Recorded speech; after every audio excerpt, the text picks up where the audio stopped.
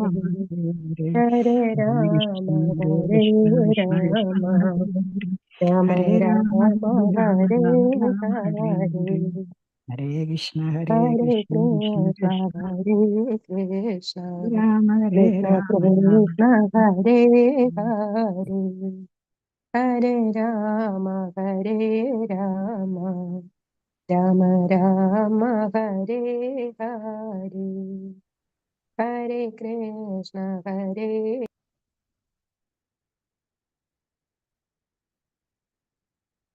ഹരേ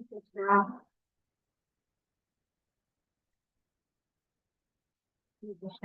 ഓമജ്ഞാനതിമിരാന്ധസ്യ ചക്ഷുരുന്മീലിതം യേന തസ്മൈ ശ്രീഗുരവേ നമഃ. ശ്രീചൈതന്യമനോഭീഷ്ടം സ്ഥാപിതം യേന ഭൂതലേ സ്വയം കഥാമഹ്യം ദദാതി സ്വപദാന്തികം. വന്ദേഹം ശ്രീഗുരുപദകമലം ശ്രീഗുരും വൈഷ്ണവാംശ്ച ശ്രീരൂപം സാഗരജാതം സഹഗണ രഘുനാഥാന്വിതം तं സജീവം സാദ്വൈതം സാവധൂതം പരിജനസഹിതം കൃഷ്ണ ചൈതന്യദേവം ശ്രീരാധാ കൃഷ്ണപാദാൻ സഹഗണലളിതാ ശ്രീവിശാഖാന്വിതാംശ. നമോ വിഷ്ണുപാദായ കൃഷ്ണപ്രേഷ്ഠായ ഭൂതലേ ശ്രീമതേ പതാക സ്വാമി ഇതി നാമിമാചാര്യപാദായ ഗൗരകഥാദാമദായ ഗർഭനാമദാരിണി. നമോ വിഷ്ണുപാദായ കൃഷ്ണപ്രേഷ്ഠായ ഭൂതലേ ശ്രീമതേ ഭക്തിവേദാന്ത സ്വാമി ഇതി നാമിനി നമസ്തേ സാരസ്വതേ ദേവേ ഗൗരവാണി പ്രചാരിണേ നിർവിശേഷ ശൂന്യവാദി പാശ്ചാത്യദേശതാരിണി. വാഞ്ചാകൽപതരൂപ്യസ്യ കൃപാ സിന്ധുഭ്യഃ ച പതിതാനാം പാവനേഭ്യോ വൈഷ്ണവേഭ്യോ നമോ നമഃ. हे कृष्णा करुणा सिंधु दीनबंधु जगत्पते गोपेश गोपिका कांताराता कांतनमोस्तुते तप्त कांचन गौरंगी राधे वृंदावनेश्वरी वृषभानुसुते देवी प्रणमामि हरिप्रिये. जय श्री कृष्ण चैतन्य नित्यानंद श्री अद्वैत गदाधर श्रीवासादि गौर भक्त वृंदा. हरे कृष्णा कृष्ण कृष्ण हरे हरे हरे राम राम राम हरे हरे. हरे कृष्ण. श्री श्री राधा गोविंद मंदिर इस्कॉन मैंगलोरिന്റെ ശ്രീമദ് ഭാഗവതം ക്ലാസ്സിലേക്ക് എല്ലാ ഭക്തന്മാർക്കും സ്വാഗതം. ഓം നമോ ഭഗവതേ വാസുദേവായ. ഓം നമോ ഭഗവതേ വാസുദേവായ. ഓം നമോ ഭഗവതേ വാസുദേവായ. നിഗമകൽപതരോർഗളിതം ഫലം ശുഖമുഖാദമൃതദ്രവ സംയുതം പിബത ഭാഗവതം രസമാലയം മുഹുരഹോ രസികാ ഭുവി ഭാവുകാഃ. നാരായണം നമസ്കൃത്യ നരം ചൈവ നരോത്തമം ദേവീം സരസ്വതീം വ്യാസം തതോ ജയമുദിരയേത്. നഷ്ടപ്രായേഷു അഭദ്രേഷു നിത്യം ഭാഗവത സേവയാ ഭഗവതി ഉത്തമ ശ്ലോകേ ഭക്തിർഭവതി നൈഷ്ഠികീം. കൃഷ്ണായ വാസുദേവായ ദേവകീ നന്ദനായ ച നന്ദഗോപകുമാരായ ഗോവിന്ദായ നമോ നമഃ. പതേകബന്ധോ മത്സംഗിൻ മദ്ഗുരോ മന്മഹാദന മന്നിഷ്കാരക മദ്ഭാഗ്യ മതാനന്ദ നമോസ്തേ ചന്ദ്ര ശ്രീമദ് ഭാഗവതം കി ജയ. ശ്രീ പ്രഭുപാദ് കി ജയ. ശ്രീമദ് ഭാഗവതം സ്കന്ധം 4 അധ്യായം 25 പുരഞ്ജന രാജാവിന്റെ സവിശേഷതകളുടെ വിവരണം. ശ്ലോകം 13. ഓം നമോ ഭഗവതേ വാസുദേവായ. ഓം നമോ ഭഗവതേ വാസുദേവായ. ഓം നമോ ഭഗവതേ വാസുദേവായ. സ ഏകദാ ഹിമവദോ ദക്ഷിണേശ്വതസാനുഷു ദദർശ നവഭിർദ്വാർഭിഃ പുരം രക്ഷിതലക്ഷണാം. स एकदा हिमवदो दक्षिणेश्वतसानुषु ददर्श नवभिर्द्वार्भिः पुरं रक्षितलक्षणाम्.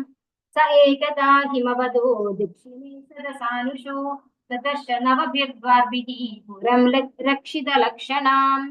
श्री कृष्ण എല്ലാവർക്കും ചൊല്ലാം. ഓം നമോ ഭഗവതേ വാസുദേവായ. ഓം നമോ ഭഗവതേ വാസുദേവായ. एकदा हिमवदो दक्षिणेश्वतसानुषु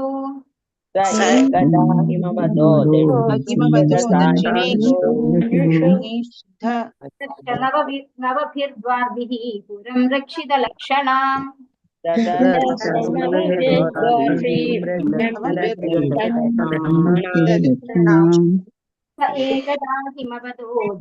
एकदा हिमवदो दक्षिणेश्वतसानुषु ददर्श नवभिर्द्वार्भिः पुरं रक्षितलक्षणाम्.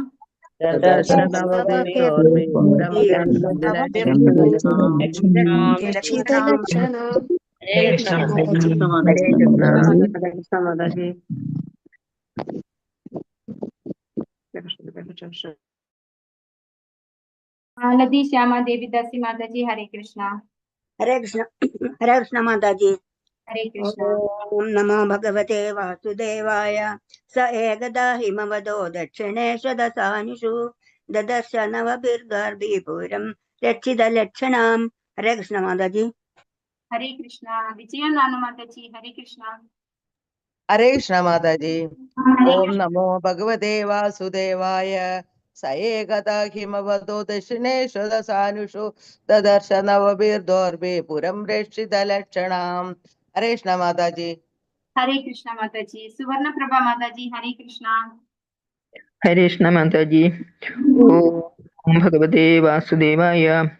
स एकदा हिमवतो दक्षिणेश्वरसानिषु ददर्श नवभिर्द्वार्फी पुरं रक्षितलक्षणाम्। कृष्ण माता जी।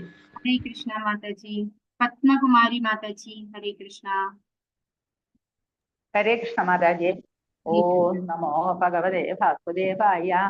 स एकदा हिमवतो दक्षिणेश्वरसानुषु ददर्श नवभिर्द्वार्फीपुरं रक्षितलक्षणाम्। हरे कृष्ण माता। हरे कृष्णा। सिंधु माता जी हरे कृष्णा। हरे कृष्ण माता जी। ओम नमो भगवते वासुदेवाय। स एकदा हिमवदो दक्षिणेश्वरसानुषु ददर्श नवभिर्द्वार्भि पुरं दक्षिणलक्षणाम्। हरे कृष्ण माता जी। हरे कृष्णा। निर्मला माता जी हरे कृष्णा।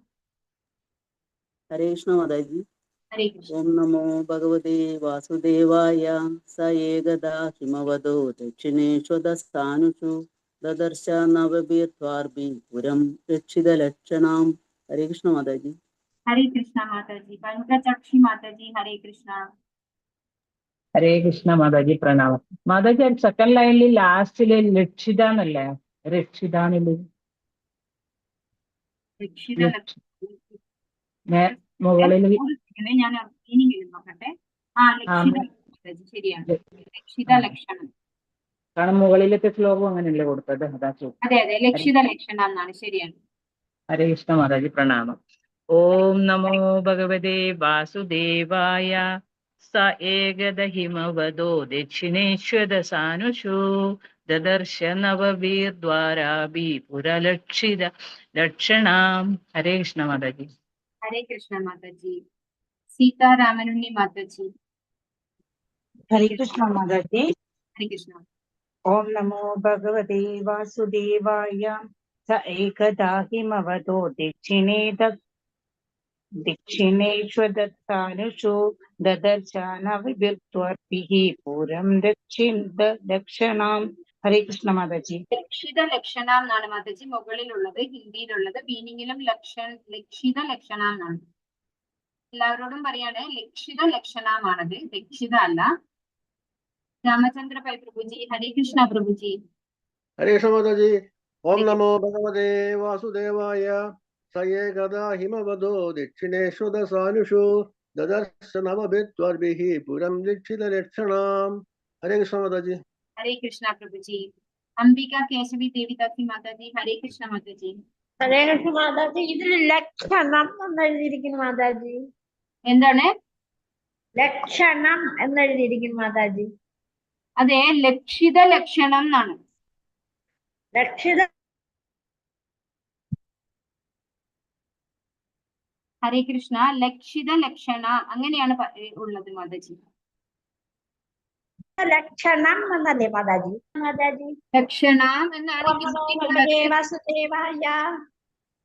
സ ഏകദാ ഹിമവതോ ദക്ഷിണേശ്വരസാനുഷു ദദർശ നവഭിർദ്വാർഭി പുരം ലക്ഷിതലക്ഷണം. ഹരേ കൃഷ്ണ മാതാജി.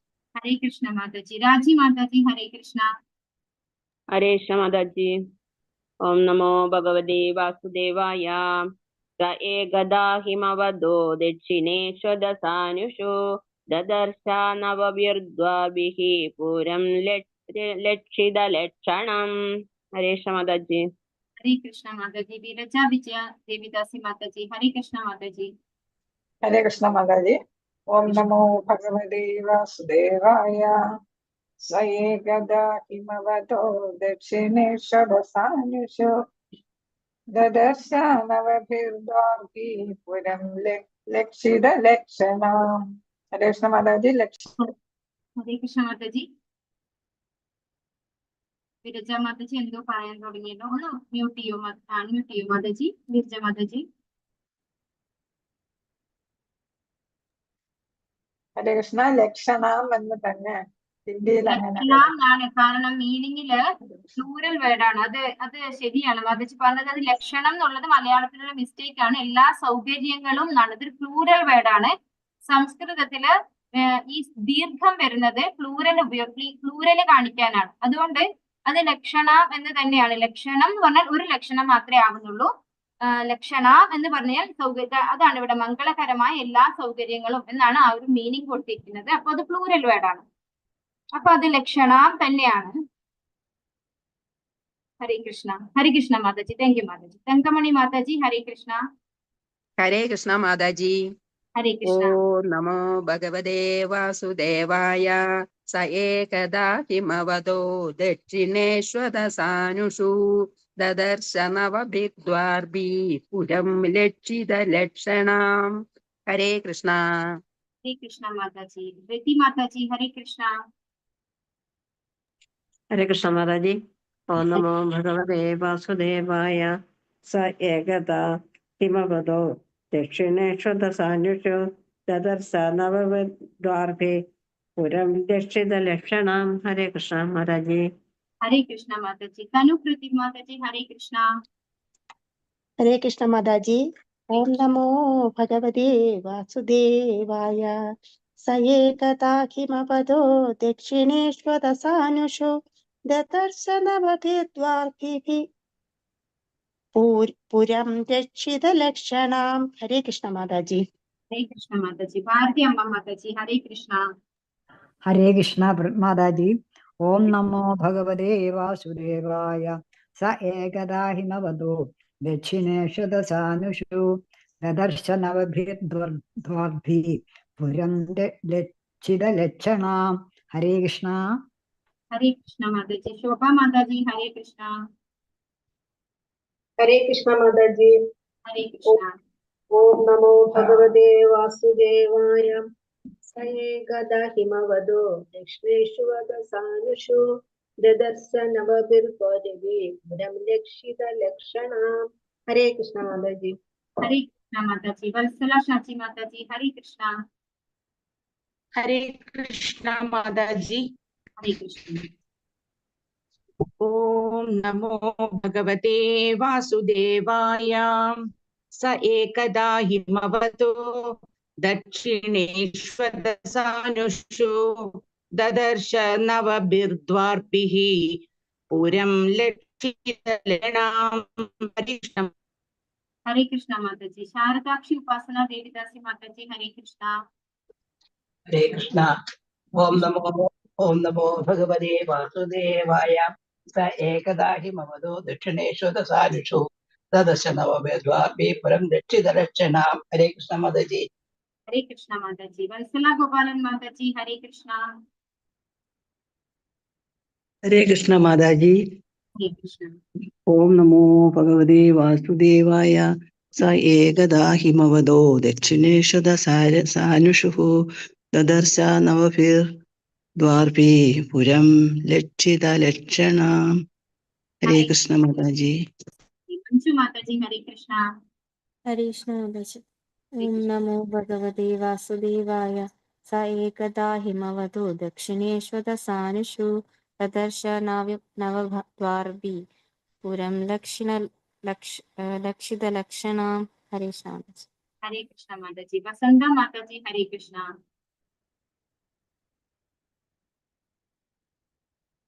ഹരേ കൃഷ്ണ മാതാജി.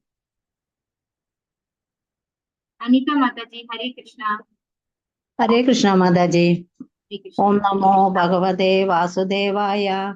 സ ഏകദാ ഹിമവതോ ദക്ഷിണേശ്വരസാനുഷു ദദർശ നവഭിർദ്വാർഭിഃ പുരം ലക്ഷിതലക്ഷണാം.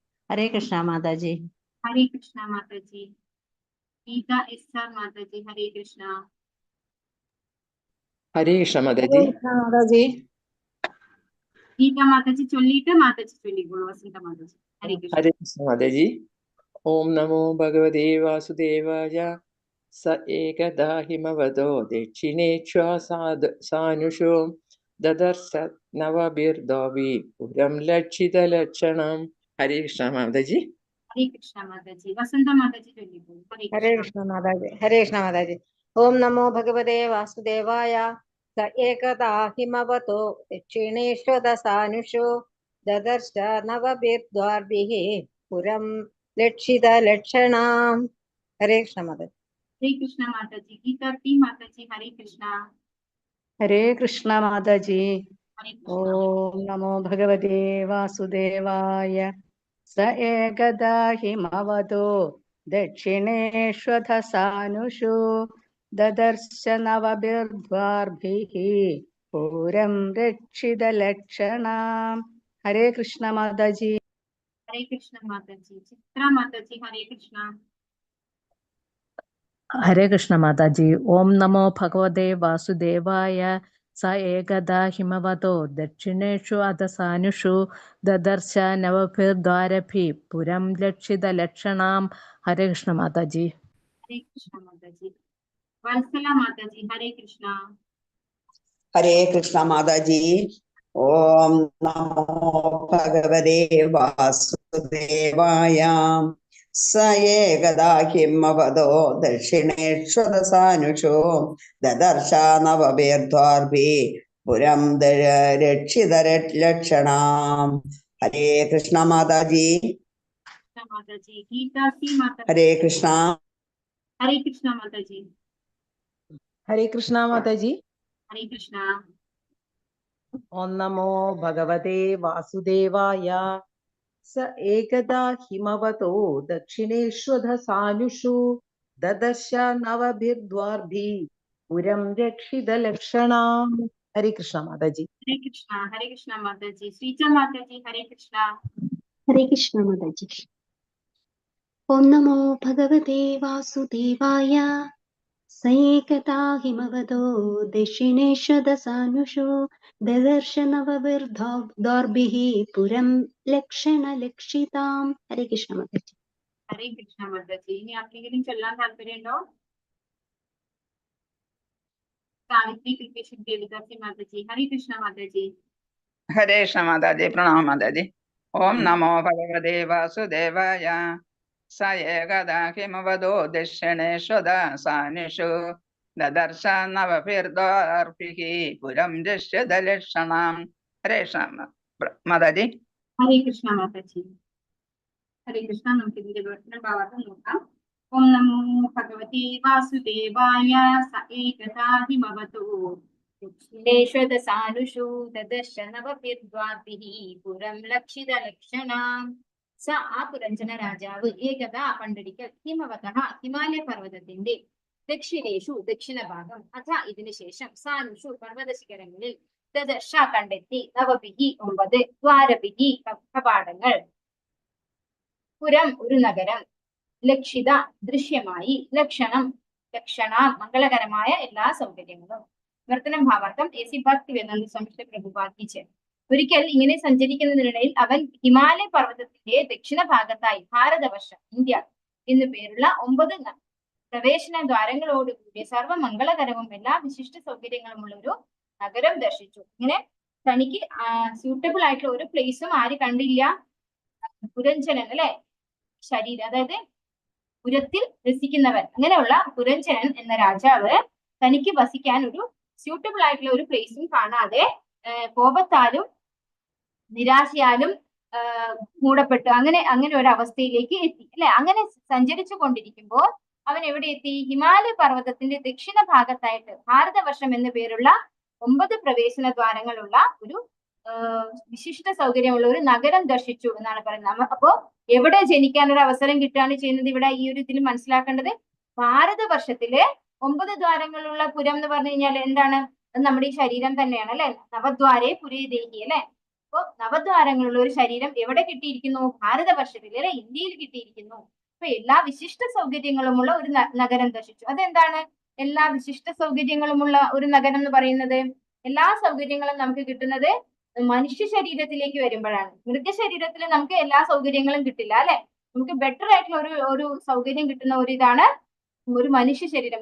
ബാക്കിയുള്ള 84 ലക്ഷം ജീവിവർഗങ്ങളിലെ മനുഷ്യ ശരീരം വിശേഷമാണ്. അതായത് വിശിഷ്ട സൗകര്യങ്ങളുള്ള ഒരു നഗരത്തോടാണ് മനുഷ്യ ശരീരത്തെ ഇവിടെ ഉപമിച്ചിരിക്കുന്നത്. ഇനി ഉള്ള ശ്ലോകങ്ങളൊക്കെ ഈ ഒരു ശരീരത്തിന്റെ കാര്യങ്ങളൊക്കെ വർണ്ണിക്കുന്നതാണ് ഓരോ ശ്ലോകങ്ങളും. ഭാവാർത്ഥം AC ഭക്തി വേദാന്ത സ്വാമി ശ്രീല പ്രഭുപാദ് കി ജയ്. ഹിമാലയ പർവ്വതത്തിന് ദക്ഷിണ ഭാഗത്തുള്ള ഭൂപ്രദേശമായ ഇന്ത്യ ഭാരതവർഷം എന്ന പേരിലാണ് അറിയപ്പെട്ടിരുന്നത്. ഭാരതവർഷത്തിൽ ജന്മമെടുക്കുന്ന ഒരു ജീവസത്ത അങ്ങേയറ്റം ഭാഗ്യവാനായി പരിഗണിക്കപ്പെടുന്നു. ചൈതന്യ മഹാപ്രഭു ഇങ്ങനെ പറഞ്ഞിട്ടുണ്ട്: ഭാരത ഭൂമിത്തെ ഹൈല മനുഷ്യ ജന്മയാര ജന്മസാർത്ഥക കരി കര പര ഉപകാര. ചൈതന്യ ചരിതാമൃതം ആദിലീല 9:41. അപ്രകാരം ഭാരതവർഷ ഭൂമിയിൽ ജന്മമെടുക്കുന്ന എല്ലാ പേരും ജീവിതത്തിന്റെ എല്ലാ സൗകര്യങ്ങളും കൈവരിക്കും. അവന് ഈ സൗകര്യങ്ങൾ ആധ്യാത്മികവും ഭൗതികവുമായ പുരോഗതിക്ക് വേണ്ടി പ്രയോജനപ്പെടുത്തുവാനും അങ്ങനെ ജീവിതം സമ്പൂർണ്ണ വിജയമാക്കുവാനും കഴിയും. ജീവിത ലക്ഷ്യം നേടിയ ശേഷം ഒരുവന് അവന് ലഭിച്ച ജ്ഞാനവും അനുഭവവും മാനുഷിക ലക്ഷ്യങ്ങൾക്ക് വേണ്ടി ലോകം മുഴുവൻ വിതരണം ചെയ്യാം. മറ്റൊരു വിധത്തിൽ പറഞ്ഞാൽ ഭാരതവർഷ ഭൂമിയിൽ ജന്മമെടുക്കുന്ന ഒരുവന് അവന്റെ കഴിഞ്ഞ കാലത്തെ പുണ്യകർമ്മങ്ങളുടെ ഫലത്താൽ മനുഷ്യരൂപത്തിലുള്ള ജന്മം വികസിപ്പിക്കാൻ പൂർണ്ണ സൗകര്യം ലഭ്യമാകും. ഇന്ത്യയിലെ കാലാവസ്ഥ അനുയോജ്യമായതിനാൽ ഒരുവന് ഭൗതിക സ്ഥിതികളാൽ അസ്വസ്ഥമാക്കപ്പെടാതെ വളരെ സമാധാനപൂർവ്വം ജീവിക്കാൻ കഴിയും. തീർച്ചയായും യുധിഷ്ഠിര മഹാരാജാവിന്റെയും രാമചന്ദ്ര ഭഗവാന്റെയും കാലത്ത് ഇന്ത്യയിലെ ജനങ്ങൾ സർവ്വവിധ ഉത്കണ്ഠകളിൽ നിന്നും മുക്തരായിരുന്നു. കഠിനമായ ചൂടോ തണുപ്പോ ഉണ്ടായിരുന്നില്ല. ത്രിവിധ ദുരിത അവസ്ഥകളും ആധ്യാത്മിക, ആദിഭൗതിക, ആദിദൈവിക ശരീര മനസ്സുകളാൽ സംജാതമാകുന്ന ദുരിതങ്ങൾ, മറ്റു ജീവസത്തകളാൽ സൃഷ്ടിക്കപ്പെടുന്നവ, പ്രകൃതിക്ഷോഭങ്ങളാൽ ഉണ്ടാകുന്ന കഷ്ടനഷ്ടങ്ങൾ രാമചന്ദ്ര ഭഗവാന്റെയും യുധിഷ്ഠിര ഭഗവാൻ മഹാരാജാവിന്റെയും ഭരണകാലത്ത് ഉണ്ടായിരുന്നില്ല. പക്ഷേ ഇന്ന് ലോകത്തിലെ മറ്റ് രാജ്യങ്ങളുമായി താരതമ്യം ചെയ്യുമ്പോൾ ഇന്ത്യയിൽ കൃത്രിമമായ അസ്വസ്ഥതകൾ ഉണ്ടെന്ന് കാണാം.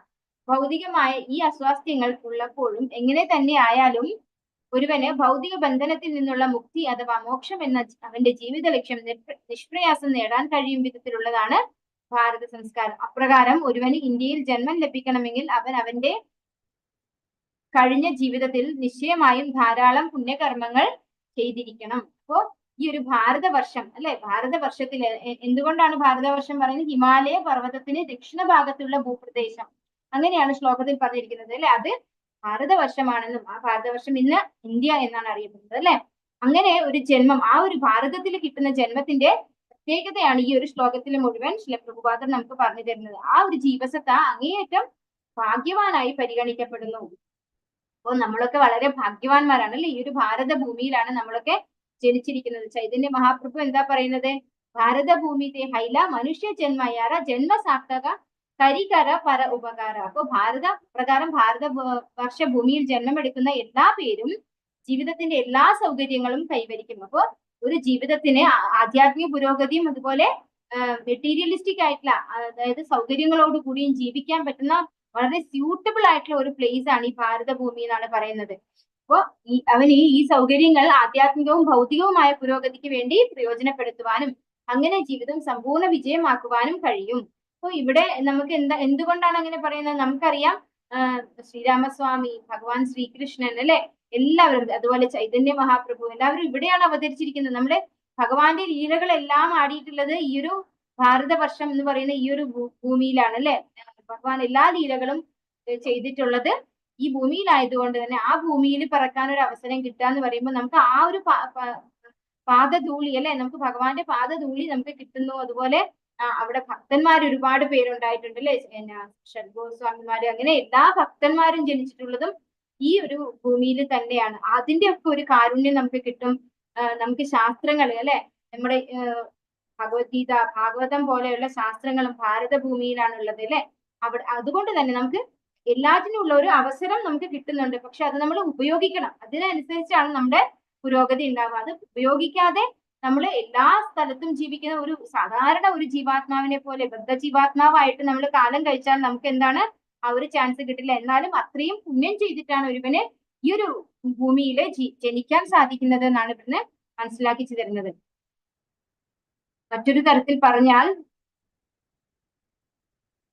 ഭാരതവർഷ ഭൂമിയിൽ ജന്മമെടുക്കുന്ന ഒരുവന് അവന്റെ കഴിഞ്ഞ കാലത്തെ പുണ്യങ്ങളുടെ ഫലത്താൽ മനുഷ്യരൂപത്തിലുള്ള ജന്മം വികസിപ്പിക്കാൻ പൂർണ്ണ സൗകര്യം ലഭ്യമാകും.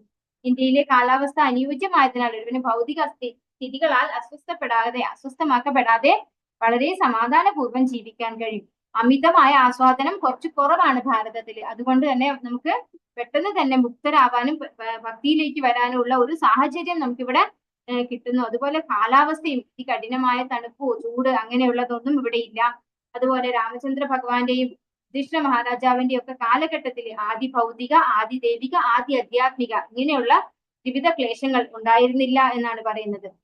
പക്ഷേ ഇന്ന് ലോകത്തിലെ മറ്റു രാജ്യങ്ങളുമായി താരതമ്യം ചെയ്യുമ്പോൾ ഇന്ത്യയിൽ കൃത്രിമമായ അസ്വസ്ഥതകൾ ഉണ്ടെന്ന് കാണാം. അപ്പോൾ ഇന്ത്യയിലുള്ളതൊക്കെ മാൻമെയ്ഡ് ആണ് അല്ലെ, അതിഭൗതിക അല്ലെ, മാൻമെയ്ഡ് ആയിട്ടുള്ള പ്രശ്നങ്ങളാണ്. ഇങ്ങനെയൊക്കെ ഉണ്ടെങ്കിൽ പോലും ഇവിടെ മോക്ഷത്തിനുള്ള സാധ്യത കൂടുതലാണ് എന്ന് പറയുന്നത്. നമുക്ക് അത്രയും ഒരു സൗഭാഗ്യമാണ് ഇവിടെ, പൂർവ്വജന്മ പുണ്യമാണ് നമ്മുടെ ഈ ഒരു ജന്മം, ഈ ഒരു ഭാരതവർഷത്തിൽ നമുക്ക് കിട്ടിയത് എന്ന്. ഭാരതവർഷത്തിൽ ജന്മം കിട്ടുന്നത് വളരെ മംഗളകരമാണെന്ന് ഈ ശ്ലോകത്തിലെ ലക്ഷിത ലക്ഷണ എന്ന വാക്ക് ധ്വനിപ്പിക്കുന്നു. വൈദിക സംസ്കാരം ജ്ഞാനസമ്പൂർണമാണ്. ഇന്ത്യയിൽ ജനിക്കുന്ന ഒരു വ്യക്തിക്ക് വൈദിക സാംസ്കാരിക ജ്ഞാനത്തിന്റെയും വർണ്ണാശ്രമ ധർമ്മം എന്ന പേരിൽ അറിയപ്പെടുന്ന സാംസ്കാരിക സമ്പ്രദായത്തിന്റെയും പ്രയോജനം ലഭിക്കും. ഇന്ന് ലോകത്തിലെ പല രാജ്യങ്ങളിലെയും ജനങ്ങൾക്ക് ഭൗതികമായ ധാരാളം സൗകര്യങ്ങൾ ഉണ്ടെങ്കിലും ആധ്യാത്മിക പുരോഗതിക്ക് വേണ്ട സൗകര്യങ്ങളിൽ നിന്ന് ലോകത്തിലുടനീളം സഞ്ചരിക്കുമ്പോൾ നമുക്ക് കാണുവാൻ കഴിയുന്നുണ്ട്. എല്ലായിടത്തും നമുക്ക് ദർശിക്കുവാൻ സാധിക്കുന്നത് ഏകപക്ഷീയമായ സൗകര്യങ്ങളും പൂർണ്ണ സൗകര്യത്തിന്റെ അഭാവവുമാണ്. അന്ധനായ ഒരുവന് നടക്കാൻ കഴിയും, പക്ഷെ കാണാൻ കഴിയില്ല. മുടന്തനായ ഒരുവന് നടക്കാൻ കഴിയില്ല, പക്ഷെ കാണാൻ കഴിയും.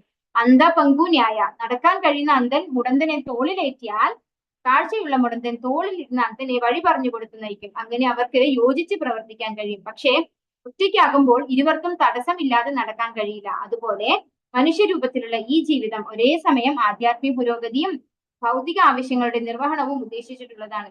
പാശ്ചാത്യ രാജ്യങ്ങളിൽ ഭൗതിക സുഖങ്ങൾ അനുഭവിക്കാൻ ധാരാളം സൗകര്യങ്ങളുണ്ട്. പക്ഷേ ആധ്യാത്മിക പുരോഗതിയെ പറ്റി ആർക്കും ഒരാശയവുമില്ല. പലരും ആധ്യാത്മിക പുരോഗതി നേടണമെന്ന് അതിയായി ആശിക്കുകയും അതിനായി ശ്രമിക്കുകയും ചെയ്യുന്നുണ്ടെങ്കിലും പല വഞ്ചകന്മാരും വന്ന് അവരെ കബളിപ്പിച്ച് അവരുടെ പണം കൈക്കലാക്കി കടന്നു കളയുന്നു. ഭാഗ്യവശാൽ എല്ലാവർക്കും ആധ്യാത്മികവും ഭൗതികവുമായ പുരോഗതിക്ക് അനിവാര്യമായ സൗകര്യങ്ങൾ നൽകാൻ കൃഷ്ണബോധ പ്രസ്ഥാനമുണ്ട്. പാശ്ചാത്യ രാജ്യങ്ങളിലുള്ള ജനങ്ങൾക്ക് ഈ പ്രസ്ഥാനത്തിന്റെ പ്രയോജനം നേടാവുന്നതാണ്. ഇന്ത്യയിൽ ഇന്നും രാജ്യത്തിന്റെ വ്യാവസായിക നഗരങ്ങളിൽ ബാധിതരാകാതെ വിദൂര ഗ്രാമങ്ങളിൽ കഴിയുന്ന ഏതൊരാൾക്കും ഏതൊരു സാഹചര്യത്തിലും ജീവിക്കുവാനും ആധ്യാത്മിക പുരോഗതി നേടുവാനും കഴിയും. ശരീരത്തെ 9 കവാടങ്ങളുള്ള നഗരമെന്നും വിളിക്കുന്നു. ഈ ഒരു ഭാരതവർഷത്തിൽ ജനിച്ച് ഇവിടെ ഈ ഒരു ശ്ലോകത്തിൽ എന്താണ് ശ്രീ പ്രഭുപാദര് പറയുന്നത്? ഇന്ത്യയിലും എല്ലാ രാജ്യത്തും ഓരോരോ സൗകര്യങ്ങളുണ്ട്, പക്ഷെ പൂർണ്ണമായ സൗകര്യം എവിടെയുമില്ല. അതാണ് ഇവിടെ പറയുന്നത്. ഏകമായ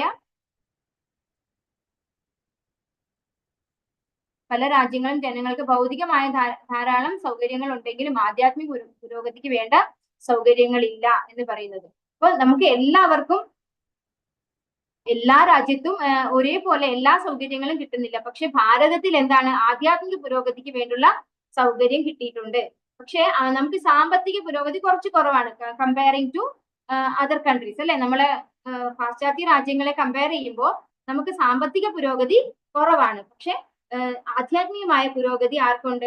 ഭാരതത്തിനുണ്ട്. അപ്പോ ഇവരെ രണ്ടുപേരെയും അന്ധനോടും എന്താണ് വികലാംഗനോടും അല്ലെ, രണ്ട് വ്യക്തികളായിട്ടാണ് ഉപമിക്കുന്നത്. അതായത് അന്ധനാണ് പാശ്ചാത്യ രാജ്യത്തിലുള്ളവർ. അവർക്ക് എന്താണ്, ജ്ഞാനമില്ല, ആധ്യാത്മികമായ ജ്ഞാനമില്ല. ഇവിടെ ഉള്ളവര് മുടന്തരാണ്. എന്തുകൊണ്ടാണ്? അവർക്ക് സാമ്പത്തിക പുരോഗതി ഇല്ല. അപ്പൊ ഒരു അന്ധൻ ഒരു മുടന്തനെ ചുമലിലേറ്റിയാല് മുടന്തൻ വഴികാട്ടും. അതുപോലെ നമുക്ക് ഈ രണ്ടിനെ ഒന്നിച്ചു കൊണ്ട് നടന്ന്, അതായത് പാശ്ചാത്യ രാജ്യങ്ങളും ഭാരതവും ഒന്നിച്ചു ചേർന്നിട്ട് നമുക്ക് ആധ്യാത്മികമായിട്ട് നന്നായി പുരോഗതിക്കാൻ സാധിക്കും എന്നാണ് പറയുന്നത്. പാശ്ചാത്യ രാജ്യങ്ങളിലുള്ളവർക്കൊക്കെ ആധ്യാത്മിക പുരോഗതി നേടാൻ ആഗ്രഹമുണ്ടെങ്കിലും അവർക്ക് അതിനനുസരിച്ചുള്ള ഒരു സാഹചര്യം കിട്ടുന്നില്ല. അവരെ മറ്റുള്ളവർ പറ്റിക്കുന്നു അല്ലെ. ചിലര് എന്തെങ്കിലുമൊക്കെ പറഞ്ഞ് കുറെ പൈസയൊക്കെ എടുത്ത് കൊണ്ടുപോവുകയാണ് ചെയ്യുന്നത്, അവരെ പറ്റിക്കപ്പെടുകയാണ് ചെയ്യുന്നത്. അപ്പോ കൃഷ്ണബോധ സമിതി, ഇപ്പൊ നമ്മൾക്കറിയാം ഇസ്കോൺ സ്റ്റാർട്ട് ചെയ്ത് തന്നെ പാശ്ചാത്യ രാജ്യങ്ങളിലാണ്. അപ്പൊ അതിനുള്ള സൗകര്യം, അവർക്ക് ആധ്യാത്മികമായ പുരോഗതി നേടാനുള്ള സൗകര്യം അവർ ശ്രീല പ്രഭുപാദര് കൃഷ്ണാബോധ സമിതിയിലൂടെ കൊടുക്കുകയാണ് ചെയ്യുന്നത്. അപ്പോൾ അതുപോലെ തന്നെ അവർക്ക് സാമ്പത്തികമായ പുരോഗതി ഉണ്ട് അല്ലെ. ആ ഒരു സാമ്പത്തികമായ പുരോഗതി ഇതിന്റെ ഡെവലപ്മെന്റിന് എങ്ങനെയാണ് ഇത് എങ്ങനെയാണ് ഡിസ്ട്രിബ്യൂട്ട് ചെയ്യുക, മാക്സിമം പുസ്തകം ഡിസ്ട്രിബ്യൂട്ട് ചെയ്യാനും അതുപോലെ അമ്പലങ്ങൾ പണി കഴിപ്പിക്കാനും ഒക്കെ സാമ്പത്തികം ആവശ്യമുണ്ട് നമുക്ക്. അപ്പൊ അതൊക്കെ എന്താ പറയാ മ്യൂച്വൽ ആയിട്ട് ഉപയോഗിച്ചുകൊണ്ട് നമുക്ക് മുന്നേറാൻ സാധിക്കും എന്നാണ് ഇവിടെ പറഞ്ഞു തരുന്നത്.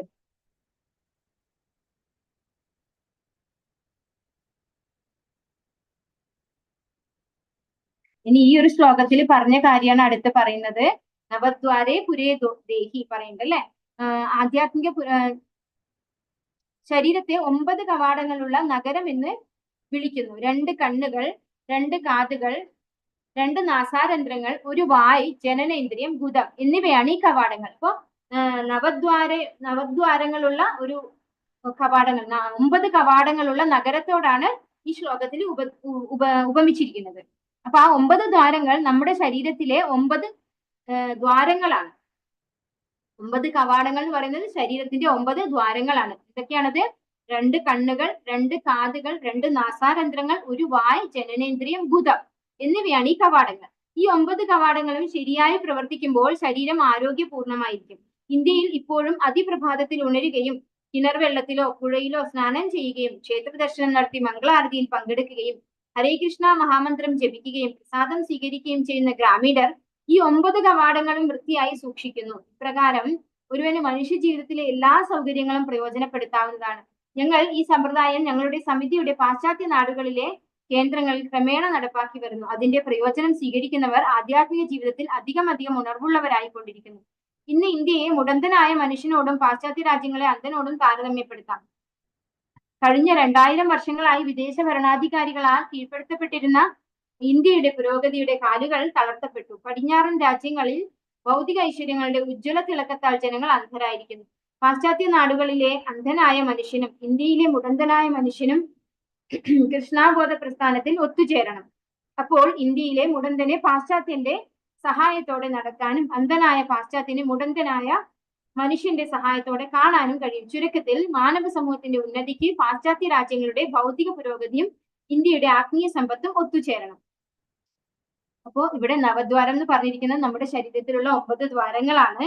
ഈ 9 ദ്വാരങ്ങളും ശരിയായി പ്രവർത്തിക്കുമ്പോൾ ശരീരം ആരോഗ്യപൂർണമായിരിക്കും. അതായത് നമുക്ക് എല്ലായിടത്തും ഒരുപോലെ പ്രവർത്തിക്കണം അല്ലെ. എവിടെയെങ്കിലും ഒരു ബ്ലോക്കേജ് ഉണ്ടായാൽ പ്രശ്നം വന്നു അല്ലെ, അപ്പൊ നമ്മൾ ആരോഗ്യം ഇല്ലാത്ത അവസ്ഥയിലാണ്. അപ്പൊ ഇതെല്ലാം ഒരുപോലെ പ്രവർത്തിക്കണമെങ്കിൽ എന്ത് വേണം? അത് വൃത്തിയായി സൂക്ഷിക്കണം. അപ്പൊ നമ്മുടെ ശരീരത്തിലുള്ള ഈ നവദ്വാരങ്ങൾ വൃത്തിയായി സൂക്ഷിക്കാൻ ചെയ്യേണ്ട പ്രവൃത്തിയാണ് ഇവിടെ പറയുന്നത്.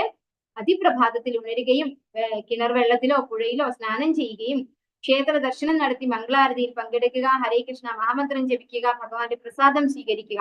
ഇങ്ങനെ ചെയ്യുന്നവര് ഈ 9 കവാടങ്ങളും അതായത് ഈ നവദ്വാരങ്ങളും വൃത്തിയായി സൂക്ഷിക്കുന്നവരാണ്.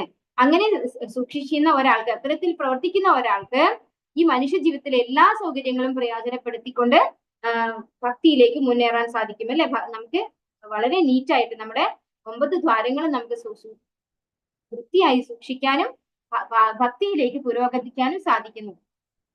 അതിന്റെ പ്രയോജനം സ്വീകരിക്കുന്നവർ ആധ്യാത്മിക ജീവിതത്തിൽ അധികം ഉണർവുള്ളവരായിക്കൊണ്ടിരിക്കുന്നു എന്ന് പറയുന്നു. അപ്പോ ഇന്ത്യയെ മുടന്തനായ മനുഷ്യനോടും പാശ്ചാത്യ രാജ്യങ്ങളെ അന്ധനായ മനുഷ്യനോടുമാണ് ഇവിടെ താരതമ്യപ്പെടുത്തിയിരിക്കുന്നത്.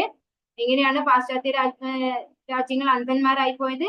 അമിതമായിട്ടുള്ള ഐശ്വര്യം അല്ലെ, ഉജ്ജ്വല തിളക്കത്താൽ, ഭൗതിക ഐശ്വര്യങ്ങളുടെ ഉജ്ജ്വല തിളക്കത്താൽ ജനങ്ങൾ അന്ധരായിരിക്കുന്നു. പാശ്ചാത്യ നാടുകളിലെ അന്ധനായ മനുഷ്യനും ഇന്ത്യയിലെ മുടന്തനായ മനുഷ്യനും നമ്മളും ഭൗതികമായ ഐശ്വര്യം ഉള്ളവരായിരുന്നു. പക്ഷെ 2000 വർഷങ്ങൾക്ക് മുൻപ് നമ്മുടെ രാജ്യത്തെ എങ്ങനെ കൊള്ളയടിക്കപ്പെടുകയാണ് ചെയ്തത് അല്ലെ. പാശ്ചാത്യ രാജ്യത്തുള്ള ആളുകളാൽ കൊള്ളയടിക്കപ്പെട്ട് ഇന്ത്യ എന്തായി മാറി? ഒരു മുടന്തനായി മാറി.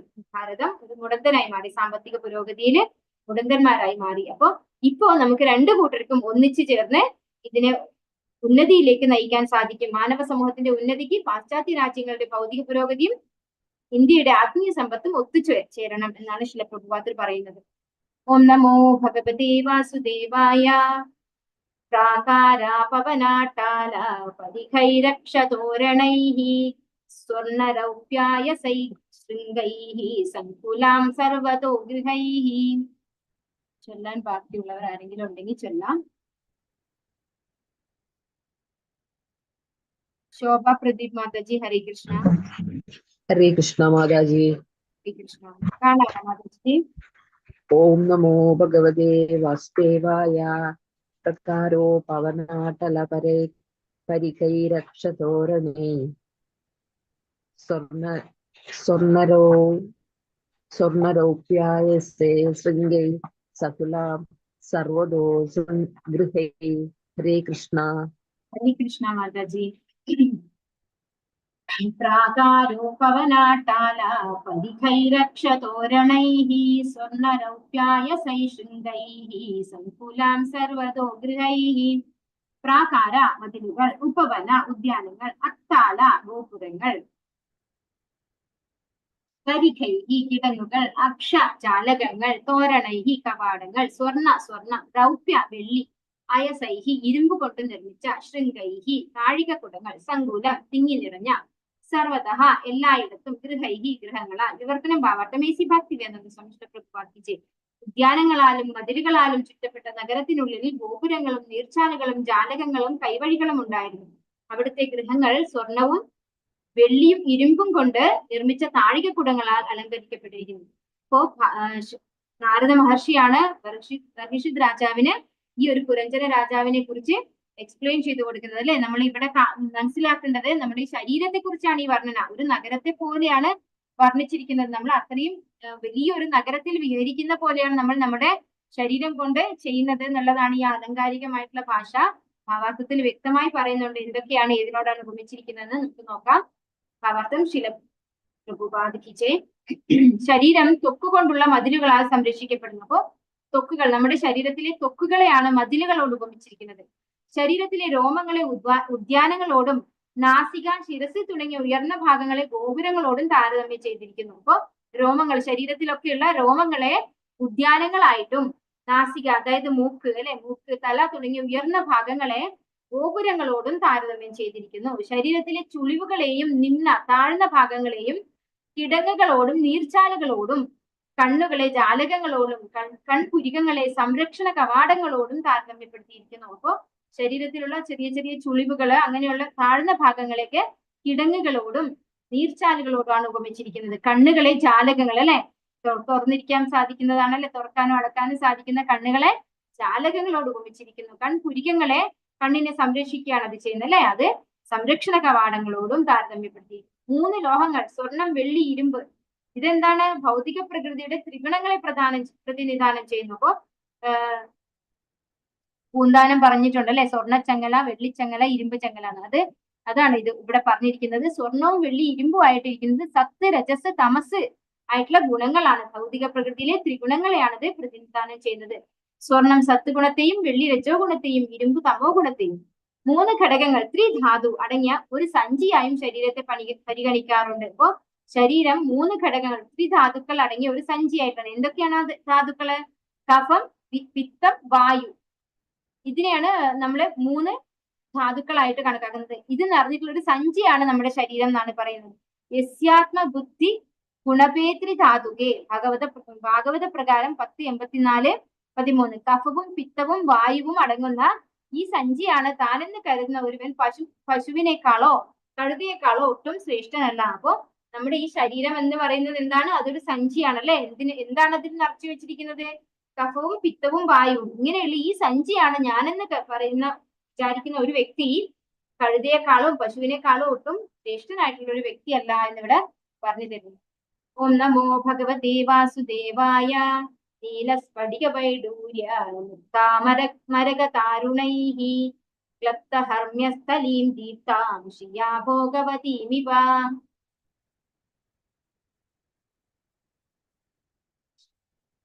നീല ഇന്ദ്രനീലം, സ്ഫടികം, വൈഡൂര്യ വജ്ര, മുക്ത മുത്തുകൾ, മരകത മരതകങ്ങൾ, അരുണൈഹി ചുവപ്പ് മാണിക്യക്കല്ലുകളാൽ, ക്ലപ്ത അലങ്കരിച്ച, ഹർമ്മ്യസ്ഥലീം കൊട്ടാരങ്ങളുടെ തറകൾ, ദീപ്താം തേജസാർന്ന, ശ്രീയ സുന്ദരമായ, ഭോഗവതി എന്ന് പ്രശസ്തമായ പട്ടണം. ഇവ പോലെ. വിവർത്തനം ഭാവാർത്ഥം. ഏസി ഭക്തിവേദാന്ത സ്വാമി ശില പ്രഭുപാദിക്ക്. ആ നഗരത്തിലെ വീടുകളുടെ തറകൾ ഇന്ദ്രനീലം, സ്ഫടികം, വജ്രങ്ങൾ, മുത്തുകൾ, മരതകങ്ങൾ, അരുണാഭമായ മാണികക്കല്ലുകൾ എന്നിവയാൽ നിർമ്മിച്ചതായിരുന്നു. തലസ്ഥാന നഗരിയിലെ ആ ഭവനങ്ങളുടെ ഉജ്ജ്വല തേജസ് മൂലം നഗരം ഭോഗവതി എന്ന പ്രശസ്തമായ പട്ടണത്തോട് ഉപമിക്കപ്പെട്ടു. അപ്പോ നമ്മുടെ ശരീരത്തിലുള്ള ഓരോ കാര്യങ്ങളാണ് ഇത് പറഞ്ഞു തരുന്നത്. നമ്മൾ അത്രയും, അതായത് നമ്മുടെ ശരീരത്തിലൊക്കെ ഇന്ദ്രനീലം, സ്ഫടികം, മുത്തുകൾ, അതിനോടാണ് ഉപമിച്ചിരിക്കുന്നത്. നമ്മുടെ ആഗ്രഹങ്ങളും അതൊക്കെയാണ് ഇവിടെ പറഞ്ഞിരിക്കുന്നത്. നമുക്ക് ഭാവാർത്ഥം നോക്കാം. ഭാവാർത്ഥം എസി ഭക്തി വേദാന്ത സ്വാമി പ്രഭുപാർത്തിച്ച്. ശരീരമാകുന്ന നഗരത്തിന്റെ തലസ്ഥാനമാണ് ഹൃദയം. അപ്പോ നമ്മുടെ ശരീരത്തിന്റെ തലസ്ഥാനം ഹൃദയഭാഗമാണ്. ഒരു രാജ്യത്തിന്റെ തലസ്ഥാന നഗരം ഉത്തുംഗ സൗധങ്ങളാലും ദീപ്തി പരത്തുന്ന കൊട്ടാരങ്ങളാലും അതിമനോഹരമായി നിറയ്ക്കപ്പെടുന്നത് പോലെ ശരീരത്തിന്റെ ഹൃദയം ഭൗതിക ആസ്വാദനത്തിന് വേണ്ടിയുള്ള വിവിധ ആഗ്രഹങ്ങളാലും പദ്ധതികളാലും നിറയ്ക്കപ്പെട്ടിരിക്കുന്നു. അപ്പൊ ഈ നിറയ്ക്കപ്പെട്ടിരിക്കുന്ന ഭൗതികമായിട്ട് ആസ്വദിക്കാനുള്ള ഈ ഒരു ആഗ്രഹങ്ങളും പദ്ധതികളും ഒക്കെയാണ് ഇവിടെ ഇന്ദ്രനീലത്തോടും സ്ഫടികത്തോടും മുത്തുകളോട് എങ്ങനെയൊക്കെ ഉപമിച്ചിരിക്കുന്നത് അല്ലെ. അരുണാഭമായ മാണിക്യക്കല്ലുകൾ അവയൊക്കെ ഉപമിച്ചിരിക്കുന്നത് ഈ പറയുന്ന നമ്മുടെ ആഗ്രഹങ്ങളെയൊക്കെയാണ് അല്ലെ.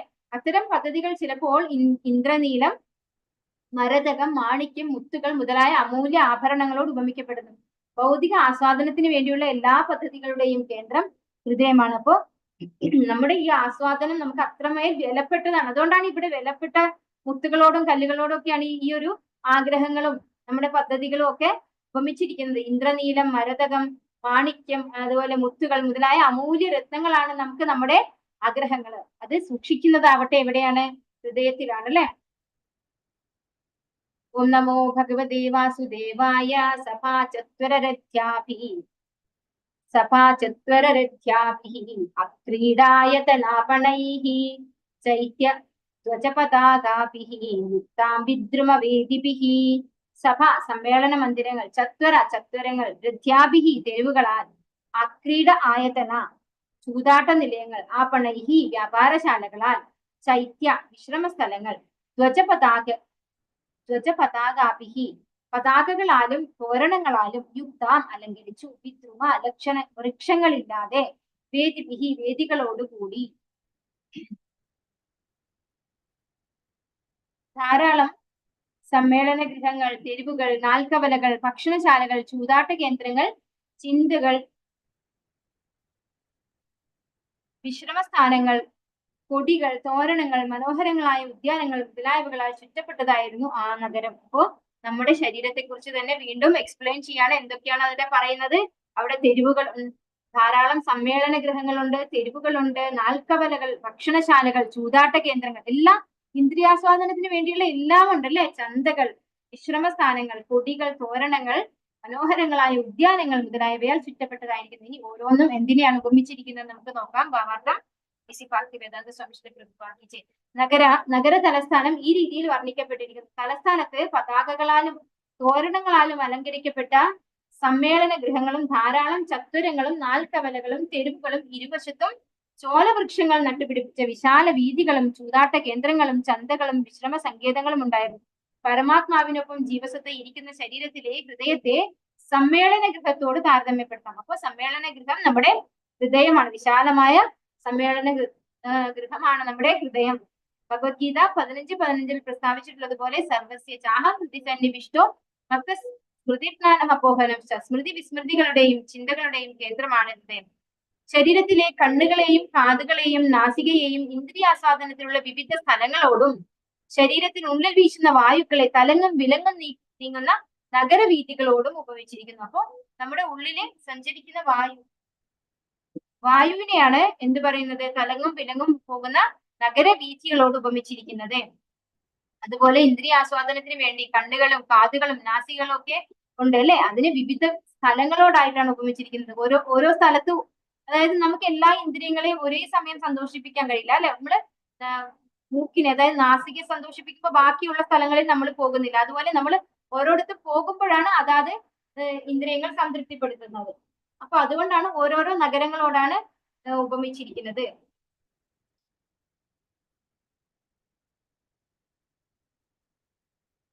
ശരീരത്തിനുള്ളിലെ വായുക്കളെ നിയന്ത്രിക്കുന്ന യോഗ പ്രക്രിയയും വിവിധ നാഡികളെയും സുഷുമ്ന മോചനത്തിന്റെ പാത എന്ന് വിളിക്കുന്നു. ജീവസത്ത ക്ഷീണിതനാകുമ്പോൾ ശരീരത്തിനുള്ളിൽ വിശ്രമിക്കുന്നതിനാൽ ശരീരത്തെ വിശ്രമ സ്ഥലം എന്നും വിളിക്കുന്നു. അപ്പോൾ ക്ഷീണിക്കുമ്പോൾ നമ്മൾ ആ ശരീരം കൊണ്ട് തന്നെ വിശ്രമിക്കുന്നു അല്ലെ. അതുകൊണ്ട് ആ ശരീരത്തെ വിശ്രമ സ്ഥലം എന്നും വിളിക്കുന്നു. ഉള്ളം കയ്യെയും കാൽപാദങ്ങളുടെ അടിഭാഗങ്ങളെയും കൊടികളോടും തോരണങ്ങളോടും സാദൃശ്യപ്പെടുത്തിയിരിക്കുന്നു. അപ്പോ നമ്മുടെ ഉള്ളം കൈയും കാൽപാദങ്ങളുമാണ് കൊടി തോരണങ്ങളായിട്ട് ഇവിടെ വിശേഷിപ്പിച്ചിരിക്കുന്നത്. പുര്യാസ്തുബാഹ്യോ പവനേ ദിവ്യദ്രുമലതാകുലേ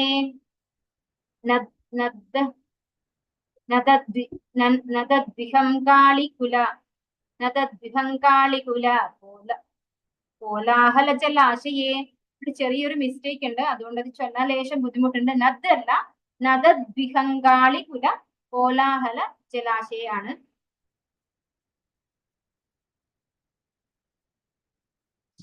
പുര്യ ആ പട്ടണത്തിന്റെ തു അപ്പോൾ ബാഹ്യ ഉപവനെ പുറത്തുള്ള ഒരു ഉദ്യാനത്തിൽ ദിവ്യ വളരെ മനോഹരമായ ദ്രുമ വൃക്ഷങ്ങൾ, ലത വള്ളിച്ചെടികൾ, ആകുലെ നിറയ്ക്കപ്പെട്ട, നദത് സ്പന്ദിക്കുക, വിഹങ്ക പക്ഷികൾ, അളി തേനീച്ചകൾ, കുല സംഘങ്ങളുടെ, കോലാഹല മൂളിപ്പാട്ട്, ജലാശയ ഒരു തടാകത്തിൽ.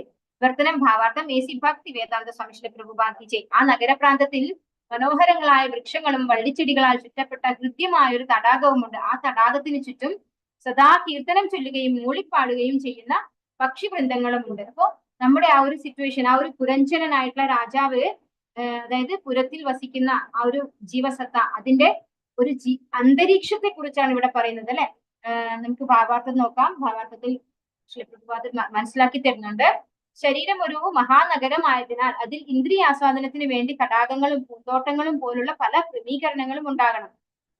ശരീരത്തിലെ ലൈംഗിക തൃഷ്ണകൾ ഉത്തേജിപ്പിക്കുന്ന അവയവങ്ങളെ പറ്റി ഇവിടെ പരോക്ഷമായി പ്രതിപാദിക്കുന്നു. ശരീരത്തിന് ലൈംഗിക ഇന്ദ്രിയം ഉള്ളതിനാൽ ജീവസത്തയ്ക്ക് ശരിയായ പ്രായമാകുമ്പോൾ അവൻ പുരുഷനായാലും സ്ത്രീ ആയാലും ലൈംഗിക വികാരങ്ങളാൽ പ്രചോദിതനാകും. ഒരുവൻ ഒരു കുട്ടിയായിരിക്കുന്നിടത്തോളം സുന്ദരിയായ ഒരു സ്ത്രീയെ കണ്ടാൽ അവന് ലൈംഗിക വികാരം ഉണ്ടാവുകയില്ല. കുട്ടിയായിരിക്കുമ്പോഴും ലൈംഗിക അവയവങ്ങൾ ഉണ്ടെങ്കിലും പ്രായം പരിപക്വമാകുന്നത് വരെ ലൈംഗിക പ്രചോദനം ഉണ്ടാകില്ല. ലൈംഗിക പ്രചോദനത്താൽ വലയം ചെയ്യപ്പെടാൻ അനുകൂലമായ അവസ്ഥയെ ഇവിടെ ഹൃദ്യവും വിജനവുമായ ഒരു ഉദ്യാനത്തോടാണ് ഉപമിച്ചിട്ടുള്ളത്. ഒരുവൻ എതിർലിംഗത്തിലുള്ള ആളെ കാണുമ്പോൾ അവന്റെ ലൈംഗിക പ്രചോദനം അധികരിക്കും. ഒരുവൻ ഏകാന്തമായ ഒരു സ്ഥലത്ത് വെച്ച് ഒരു സ്ത്രീയെ തനിച്ച് കാണുമ്പോൾ ലൈംഗികമായി ഉത്തേജിതനാകാത്ത പക്ഷം അവനെ ഒരു ബ്രഹ്മചാരിയായി പരിഗണിക്കണം എന്ന് പറയപ്പെടുന്നു. പക്ഷേ അങ്ങനെ സംഭവിക്കാനുള്ള സാധ്യത വളരെ വിരളമാണ്. ലൈംഗിക തൃഷ്ണ വളരെ ശക്തമായതിനാൽ ഒരുവൻ എതിർലിംഗത്തിലുള്ള ആളെ കാണുന്നതിലൂടെ, സ്പർശിക്കുന്നതിലൂടെ, എതിർലിംഗത്തിലുള്ള ആളുകളുമായി സംസർഗത്തിൽ ഏർപ്പെടുന്നതിലൂടെയും സംസാരിക്കുന്നതിലൂടെയും എന്തിന് ആ ആളെ പറ്റി ചിന്തിക്കുന്നതിലൂടെ പോലും അനേകം സൂക്ഷ്മ രീതികളിലൂടെ പോലും ലൈംഗികമായി വശീകരിക്കപ്പെടുന്നു. അതിനാൽ ഒരു ബ്രഹ്മചാരി അല്ലെങ്കിൽ സന്യാസി ഒരു സ്ത്രീയുമായി സമ്പർക്കത്തിൽ ഏർപ്പെടുന്നത് പ്രത്യേകിച്ചും രഹസ്യ സ്ഥലത്ത് വെച്ച് വിലക്കിയിരിക്കുന്നു. ഒരുവൻ രഹസ്യ സ്ഥലത്ത് വെച്ച് ഒരു സ്ത്രീയോട് അവൾ അവന്റെ പുത്രിയോ സഹോദരിയോ മാതാവോ ആണെങ്കിൽ പോലും സംസാരിക്കുക പോലും ചെയ്യരുതെന്ന് ശാസ്ത്രങ്ങൾ ആജ്ഞാപിക്കുന്നു. ലൈംഗിക അഭിനിവേശം അതിശക്തമായതിനാൽ ഒരുവൻ വളരെ ജ്ഞാനിയാണെങ്കിൽ പോലും അത്തരം സാഹചര്യങ്ങളിൽ പ്രചോദിതനായി തീർന്നേക്കാം. കാര്യങ്ങൾ ഇങ്ങനെയാണെങ്കിൽ ചെറുപ്പക്കാരനായ ഒരു പുരുഷനെ ഏകാന്തമായ ഒരു ഉദ്യാനത്തിൽ വെച്ച് സുന്ദരിയായ ഒരു യുവതിയെ കണ്ടതിന് ശേഷം എങ്ങനെ ശാന്തനും സ്വച്ഛനുമായി അവിടെ തുടരാൻ കഴിയും?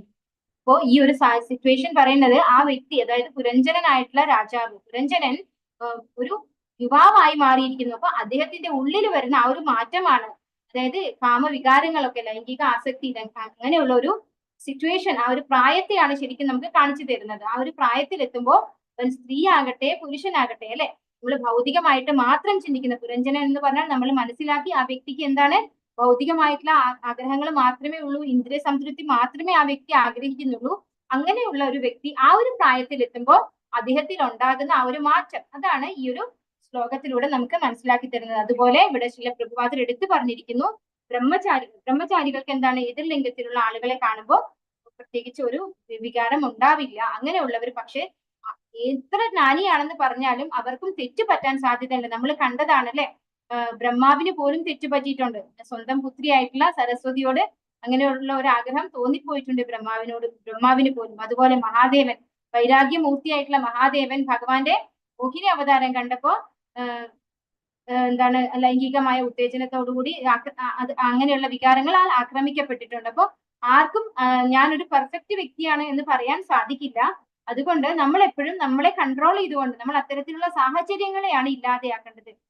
ഇവിടെ പറഞ്ഞിരിക്കുന്നു, ഒരുവൻ രഹസ്യ സ്ഥലത്ത് വെച്ച് ഒരു സ്ത്രീയോട് അവന്റെ പുത്രിയോ സഹോദരിയോ മാതാവോ ആണെങ്കിൽ പോലും സംസാരിക്കരുത് എന്ന് ശാസ്ത്രങ്ങൾ ആജ്ഞാപിക്കുന്നു. ലൈംഗിക അഭിനിവേശം അതിശക്തമായതിനാൽ ഒരുവൻ വളരെ ജ്ഞാനിയാണെങ്കിൽ പോലും, അതായത് ആ വ്യക്തിക്ക് നല്ല ബോധ്യം ഉണ്ടാവും താൻ ചെയ്യുന്നത് തെറ്റാണ്, പക്ഷെ എന്താണ് നമ്മുടെ ആ ഒരു ഇന്ദ്രിയങ്ങൾ അത്ര സ്ട്രോങ് ആണ്. അതുകൊണ്ട് നമ്മൾ അത്തരത്തിലുള്ള സാഹചര്യങ്ങൾ കഴിയുന്നത് ഒഴിവാക്കുകയാണ് വേണ്ടത്.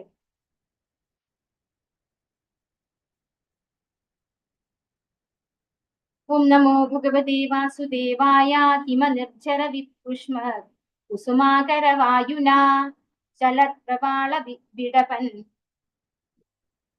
ചലത്പ്രവാള വിടപ നളിനീതട സമ്പതി.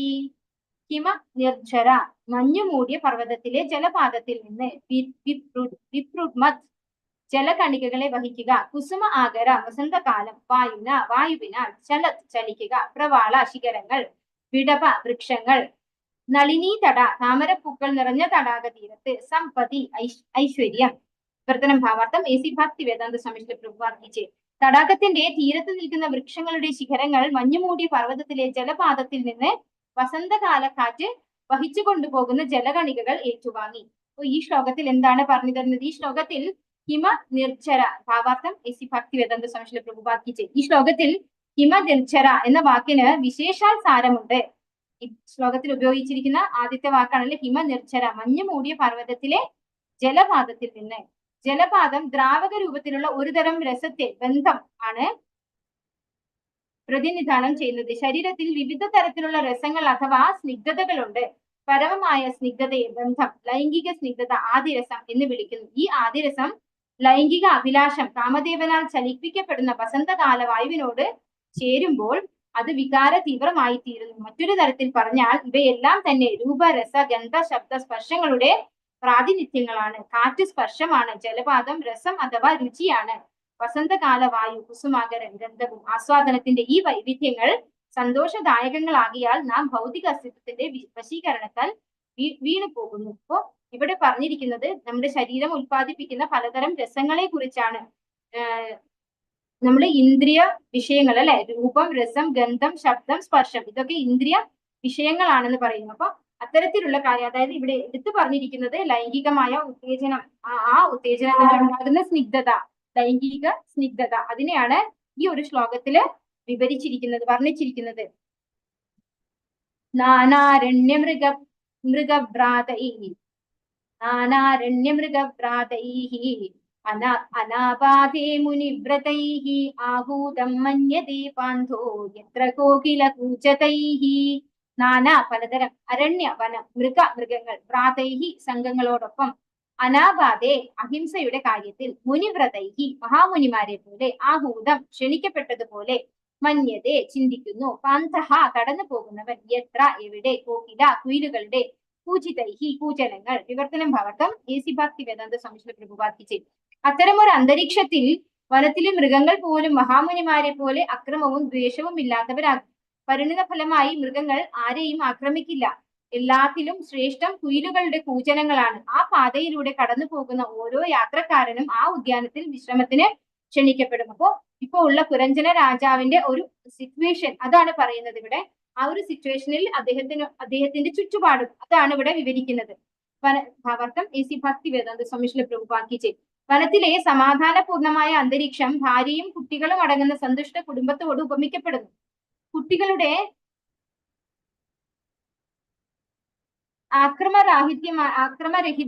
കുട്ടികളെ അക്രമരഹിതരായ മൃഗങ്ങളോട് താരതമ്യപ്പെടുത്താം.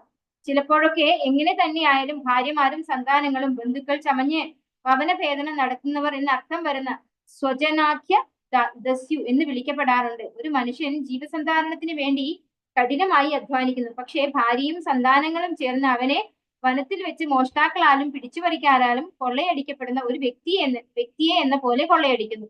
എന്തു തന്നെയായാലും കുടുംബജീവിതത്തിൽ ഭാര്യയും കുട്ടികളും സൃഷ്ടിക്കുന്ന സംക്ഷോഭങ്ങൾ കുടുംബജീവിതമാകുന്ന ഉദ്യാനത്തിലെ കുയിലുകളുടെ കൂജനങ്ങൾ പോലെയാണ് അനുഭവപ്പെടുക. അത്തരം അനുഗ്രഹപൂർണമായ അന്തരീക്ഷത്തിലൂടെ കടന്നു പോവുകയും അവിടേക്ക് ക്ഷണിക്കപ്പെടുകയും ചെയ്യുന്ന ഒരു യാത്രികൻ എന്ത് വില കൊടുക്കേണ്ടി വന്നാലും തന്റെ കുടുംബം തനിക്കൊപ്പം ഉണ്ടായിരിക്കാൻ ആഗ്രഹിച്ചു പോകും. ഇപ്പൊ ഉള്ള പുരഞ്ജന രാജാവിന്റെ അവസ്ഥയാണ് ഇവിടെ പറയുന്നത്. അദ്ദേഹത്തിന് വലിയൊരു കുറ്റിക്കാട്ടില് ഉള്ള മൃഗങ്ങൾ പോലും ആക്രമിക്കാത്ത ഒരു രീതിയിലുള്ള ഒരു സിറ്റുവേഷൻ ആണ് ആ വ്യക്തിക്ക് ഫീൽ ചെയ്യുന്നത്. അത് എന്താ ഇവിടെ ഉപമിച്ചിരിക്കുന്നത്? നമ്മുടെ സ്വന്തം ബന്ധങ്ങൾ അല്ലെ, ബന്ധുക്കൾ, അതായത് ഭാര്യ, മക്കൾ, ഇവരെയൊക്കെ അക്രമരഹിതരായ മൃഗങ്ങളോടാണ് താരതമ്യപ്പെടുത്തിയിരിക്കുന്നത് എന്നാണ് പറയുന്നത്. അപ്പൊ ആ എന്താണ് നമ്മൾ ഭാര്യ മക്കളൊക്കെ ചെയ്യുന്നത്? നമ്മളിപ്പോ നമ്മളെ ഭൗതികമായിട്ടുള്ള ഒരു കുടുംബ ജീവിതം എടുത്ത് നോക്കിക്കഴിഞ്ഞാൽ ഒരു ഭർത്താവ് എന്താ ചെയ്യുന്നത്? കഠിനമായി അധ്വാനിച്ച് ഉള്ള സമ്പത്ത് മുഴുവൻ കൊണ്ടുവന്ന് ഭാര്യയും മക്കളെയും പോറ്റുകയാണ് ചെയ്യുന്നത് അല്ലെ. പക്ഷെ അത് അയാൾക്ക് എന്തായിട്ടാണ് തോന്നുന്നത്? കളകൂചനമായിട്ട് അല്ലെ. അങ്ങനെയാണ് ഇവിടെ ഉപമിച്ചിരിക്കുന്നത്.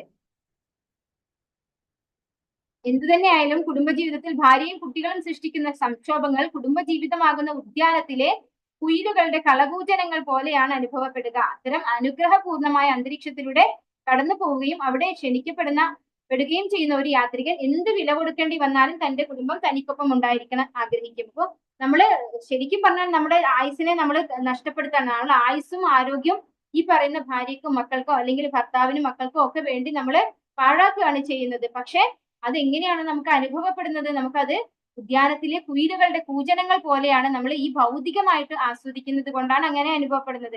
ശരിക്കും ആധ്യാത്മികമായിട്ട് നമ്മൾ താഴ്ചയിലാണ് പോകുന്നത് അല്ലെ. ഒട്ടും പുരോഗതി അല്ല നമുക്ക് ഉണ്ടാകുന്നത്, അധോഗതിയാണ്. പക്ഷെ അത് മനസ്സിലാക്കാതെ അതിനെ നമ്മൾ കുയിലുകളുടെ കൂജനങ്ങളോടാണ് ഉപമിച്ചിരിക്കുന്നത്. ഇവിടെ സ്വജനാക്യ ദസ്യു എന്ന് വിളിക്കപ്പെടാറുണ്ട് ഈ ഭാര്യ മക്കളെയൊക്കെ. എന്തുകൊണ്ടാണ്? അവര് ഈ മനുഷ്യനെ ആക്രമിക്കുകയാണ് ചെയ്യുന്നത് അല്ലെ, പിടിച്ചു പറിക്കാനായിട്ടാണ് പറയുന്നത്. കാരണം അദ്ദേഹത്തിന്റെ അധ്വാനം മുഴുവൻ അവർക്ക് വേണ്ടി ചെലവഴിക്കപ്പെടുകയാണ് ചെയ്യുന്നത്. ഓം നമോ ഭഗവതേ വാസുദേവായ യദൃച്ഛയാഗതാംഗത്ര ദദർശ പ്രമദോത്തമാം വൃത്യേർദശഭിരായാന്തീം ഏകൈകശതനായകൈഃ. യദൃച്ഛയ യാദൃശ്ചികമായി മുൻകൂട്ടി ഉറപ്പിക്കാതെ ആഗമിക്കുന്ന തത്ര അവിടെ ദദർശ അവൻ കണ്ടു പ്രമദ ഒരു സ്ത്രീ ഉത്തമ വളരെ സുന്ദരി വൃത്യൈഹി വൃത്യരാൽ വലയം ചെയ്യപ്പെട്ട ദശഭിഹി 10 ആയനതി മുന്നോട്ട് വരിക ഏക അവരിൽ ഓരോരുത്തരും 100 കണക്കിന് നായകൈഹി നേതാക്കന്മാർ. വർത്തനം ഭാവാർത്ഥം AC ഭക്തി വേദാന്ത സ്വാമി ശ്രീല പ്രഭുപാദ് ജി. അത്ഭുതകരമായ ആ ഉദ്യാനത്തിലൂടെ ചുറ്റിത്തിരിയുന്നതിനിടയിൽ പുരഞ്ജന രാജാവ് അവിടെ മറ്റൊരു ഇടപാടുകളുമില്ലാതെ നടന്നു പോകുന്ന അതീവ സുന്ദരിയായ ഒരു സ്ത്രീയെ സന്ധിക്കാനിടയായി. അവളുടെ കൂടെ 10 പരിചാരകരും ഓരോ പരിചാരകനെയും അകമ്പടി സേവിച്ച് അവരുടെ 100 കണക്കിന് പത്നിമാരും ഉണ്ടായിരുന്നു. അപ്പോ ഇവിടെ ഒരു ഉപമയാണിത്. ഒരു സ്ത്രീയെ കണ്ടു അല്ലെ ആ ഉദ്യാനത്തിൽ. പുരഞ്ജന രാജാവ് ഒരു ഉദ്യാനത്തിലാണ്. അത് ശരീരമാകുന്ന ഒരു ഉദ്യാനമാണ് അല്ലെ. ശരീരമാണ് ആ നഗരം. എല്ലാം ഈ ശരീരത്തെ കുറിച്ചാണ് എക്സ്പ്ലെയിൻ ചെയ്യുന്നത്. അവിടെ ഒരു സ്ത്രീയെ സന്ധിക്കാനിടയായി. അവർക്കാണെങ്കിലോ അവരുടെ കൂടെ 10 പരിചാരകരും ഓരോ പരിചാരകനെയും അകമ്പടി സേവിച്ച് 100 കണക്കിന് പത്നിമാരും ഉണ്ടായിരുന്നു. അപ്പൊ 10 പരിചാരകരും ഓരോ പരിചാരകനും 100 ഭാര്യമാരും ഉണ്ടായിരുന്നു എന്നാണ് പറയുന്നത്. ആരോടാണ് ഉപമിച്ചിരിക്കുന്നത്? ശരീരത്തെ മനോഹരമായ ഒരു ഉദ്യാനത്തോട് ഭാവാർത്ഥം AC ഭക്തി വേദാന്ത സ്വാമി ശ്രീല പ്രഭുപാദ് ജി. ശരീരത്തെ മനോഹരമായ ഒരു ഉദ്യാനത്തോട് സാദൃശ്യപ്പെടുത്തി കഴിഞ്ഞു. യൗവനത്തിൽ ലൈംഗിക പ്രചോദനം ഉണരുകയും ഒരുവന്റെ ഭാവനയ്ക്കനുസരിച്ച് അവന്റെ ബുദ്ധിക്ക് എതിർലിംഗത്തിലുള്ള ആളെ ബന്ധപ്പെടാൻ പ്രവണത ഉണ്ടാവുകയും ചെയ്യും. യൗവനത്തിൽ ഒരു പുരുഷനോ സ്ത്രീയോ എതിർലിംഗത്തിലുള്ള ആളെ നേരിട്ടല്ലെങ്കിൽ ബുദ്ധി കൊണ്ടോ ഭാവന കൊണ്ടോ അന്വേഷിക്കും.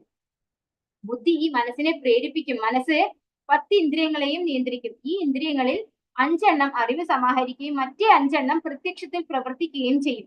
ഓരോ ഇന്ദ്രിയത്തിനും സഫലമാക്കാൻ ധാരാളം കാമങ്ങളുണ്ട്. ഇതാണ് ശരീരത്തിന്റെ ഉടമയായി അതിന്റെ ഉള്ളിലുള്ള പുരഞ്ജനന്റെയും അവസ്ഥ. അപ്പോ ഇവിടെ പറഞ്ഞിരിക്കുന്ന സ്ത്രീ, ആ സ്ത്രീ മറ്റാരുമല്ല നമ്മുടെ ബുദ്ധിയാണെന്ന് പറയുന്നു. നമ്മുടെ ബുദ്ധിയാണ് ഒരു സ്ത്രീയോട് ഉപമിച്ചിരിക്കുന്നത്. നമ്മുടെ ഒരു ശരീരത്തെ മനോഹരമായ ഒരു ഉദ്യാനത്തോടും അതുപോലെ യൗവനകാലത്തില് ലൈംഗിക പ്രചോദനം ഉണരുകയും ചെയ്തു. അപ്പൊ അവനവന്റെ ഭാവനയ്ക്കനുസരിച്ച് നമ്മൾ ഓരോ സ്ത്രീ അല്ലെങ്കിൽ ഒരു എതിർലിംഗത്തിലുള്ള ഒരാളെ ബന്ധപ്പെടാനുള്ള പ്രവണത ഉണ്ടാകും എന്നാണ് പറയുന്നത്. ആ ഒരു പ്രവണതയും ഇതൊക്കെ കൊടുക്കുന്നത് ആരാണ്? ബുദ്ധിയാണ് നമ്മളെ ഇതിലൊക്കെ വ്യാപരിപ്പിക്കുന്നത്. ബുദ്ധി മനസ്സിനെ പ്രേരിപ്പിക്കും. മനസ്സ് 10 ഇന്ദ്രിയങ്ങളെയും നിയന്ത്രിക്കും. ഈ ഇന്ദ്രിയങ്ങളാൽ 5 എണ്ണം, അതായത് 10 പരിചാരകർ. ഒരു സ്ത്രീ എന്ന് പറയുന്നത് ബുദ്ധിയാണ്. അതിന്റെ 10 പരിചാരകർ എന്ന് പറയുന്നത് ഇന്ദ്രിയങ്ങളാണ്. അതിൽ 5 ഇന്ദ്രിയങ്ങൾ എന്താ ചെയ്യുന്നത്? ഇതിൽ 5 എണ്ണം അറിവ് സമാഹരിക്കും അല്ലെ. ജ്ഞാനേന്ദ്രിയങ്ങളാണ് 5 എണ്ണം. മറ്റേ 5 എണ്ണം പ്രത്യക്ഷത്തിൽ പ്രവർത്തിക്കും. കർമ്മേന്ദ്രിയമാണ് 5 എണ്ണം. അപ്പൊ 5 ജ്ഞാനേന്ദ്രിയങ്ങളും 5 കർമ്മേന്ദ്രിയങ്ങളും. ഓരോ ഇന്ദ്രിയത്തിനും സഫലമാക്കാൻ ധാരാളം കാമങ്ങളുണ്ട്. അതാണ് 100 പത്നിമാർ. ഓരോ ഇന്ദ്രിയത്തിനും, അതായത് ഓരോ പരിചാരകർക്കും 100 പത്നിമാരുണ്ടെന്ന് പറയുന്നു അല്ലെ. ആ 100 പത്നിമാരെന്ന് പറയുന്നത് അവർക്ക് ഒരുപാട് ആഗ്രഹങ്ങളാണ്. ഓരോ ഇന്ദ്രിയത്തിനും സഫലീകരിക്കാൻ നൂറുകണക്കിന് ആഗ്രഹങ്ങളുണ്ട്. ഇതാണ് ശരീരത്തിന്റെ ഉടമയായി അതിന്റെ ഉള്ളിലുള്ള പുരഞ്ജനന്റെയും അവസ്ഥ. അപ്പൊ ഈ ഒരു സിറ്റുവേഷനിൽ നിൽക്കുകയാണ് ആര്? പുരഞ്ജനായിട്ടുള്ള നമ്മൾ ഓരോ ജീവസത്തയും അല്ലെ. ആ ഒരു ജീവസത്ത ഭൗതികമായി മാത്രം ആസ്വദിക്കുന്ന ഒരു ജീവസത്തയുടെ ശരീരത്തിന്റെ ചേഞ്ചസും അതിന്റെ സിറ്റുവേഷൻസും ആണ് ഇവിടെ ഡീറ്റെയിൽഡ് ആയിട്ട് നാരദ മഹർഷി പ്രാചീന ബർഹിഷ്ഠ രാജാവിന് എക്സ്പ്ലെയിൻ ചെയ്ത് കൊടുക്കുന്നത്. ഹരേ കൃഷ്ണ കൃഷ്ണ കൃഷ്ണ ഹരേ ഹരേ ഹരേ രാമ രാമ രാമ ഹരേ ഹരേ. വാഞ്ചാകൽപതരുഭ്യശ്ച കൃപാ സിന്ധുഭ്യവ ച പതിതാനാം പാവനേഭ്യോ വൈഷ്ണവേഭ്യോ നമോ നമഃ. अनंत कोटि वैष्णव वृंद की जय, श्री प्रभुपाद की जय, गुरु महाराज की जय, निताई गौर प्रेमानंदे। हरि हरि बोल। हरे कृष्णा सर्व श्री कृष्णा।